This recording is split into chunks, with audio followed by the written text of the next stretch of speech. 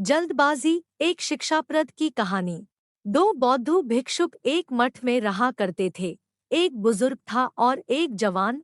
यह गुरु शिष्य की जोड़ी एक दिन किसी नगर के सफर के लिए निकले। यह दोनों जिस नगर के लिए जा रहे थे, उस नगर के प्रवेश पर एक बड़ा सा गेट था। यह गेट शाम को एक निश्चित समय पर बंद कर दिया जाता था। इन दोनों को उस नगर में बहुत जरूरी काम था, इसलिए वह किसी भी तरह गेट बंद होने से पहले उस नगर तक पहुंच जाना चाहते थे।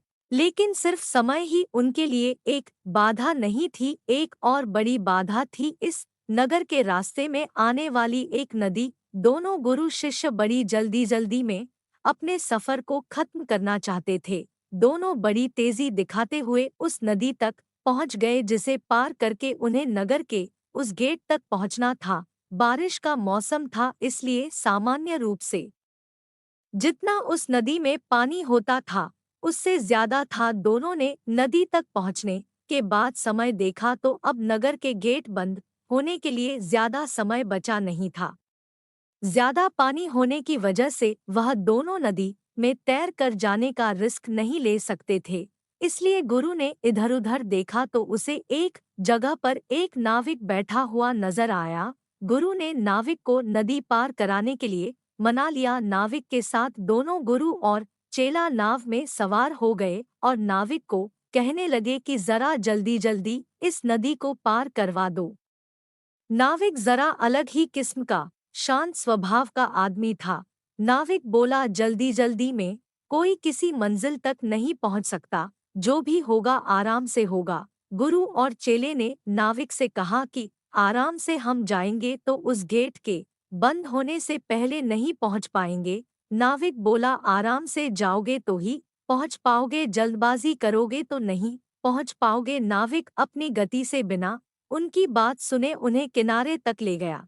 किनारे पर आते ही गुरु और शिष्य ने बहुत जल्दबाजी दिखाई और वह गेट की तरफ दौड़ने लगे। नदी किनारे से गेट तक का रास्ता बड़ा पथरीला और झाड़ियों वाला था। जल्दबाजी में बूढ़े बौद्ध भिक्षुक का झाड़ियों में पैर फंसा और वह गिर गया।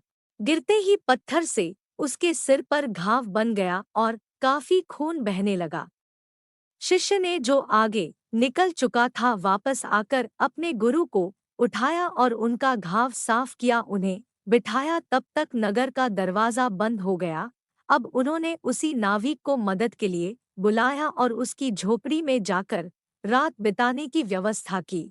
जब गुरु को थोड़ा अच्छा महसूस हुआ, तब नाविक ने उससे कहा कि आप लोग मुझसे ज्यादा ज्ञानी हैं, लेकिन मेरे थोड़े से ज्ञान पर जो मैंने किताबें पढ़कर नहीं बल्कि अनुभवों से पाया था, आपने ध्यान नहीं दिया। अगर आपने मेरी बात मानकर आराम से गेट की तरफ गए होते तो आज आप मेरी झोपड़ी में रात बिताने के बजाय नगर में आराम से रात बिता रहे होते। दोस्तों, हम भी अपने जीवन में इसी तरह जरूरत से ज्यादा जल्दबाजी दिखाते हैं और इसी जल्दबाजी में हम कुछ ऐसी गलतियां कर बैठते हैं जो खुद ही हमें अपनी मंजिल तक पहुंचने से रोक देती है।